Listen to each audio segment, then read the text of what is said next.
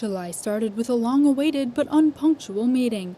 Russian President Vladimir Putin broke his own record and arrived at Via della Conciliazione more than an hour late. In their last meeting, he made Pope Francis wait 50 minutes. After a cordial struggle to see who would enter the office first, the meeting began.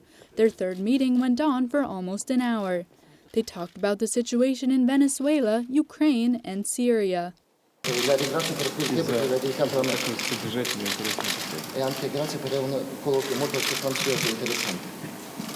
day later, Pope Francis met with the major archbishop of the Ukrainian Greco-Catholic Church, the second largest Catholic tradition after the Latin one. It has between 6 and 10 million faithful. The archbishop took advantage of the meeting in search of unity and invited Pope Francis to Ukraine. For 5 years, Ukraine has been a victim of war the Pope has called a hybrid war. It's not only done with foreign weapons, but also with misinformation and the distortion of the truth. The Holy Father's visit to Ukraine would be a very eloquent and symbolic way to end this war.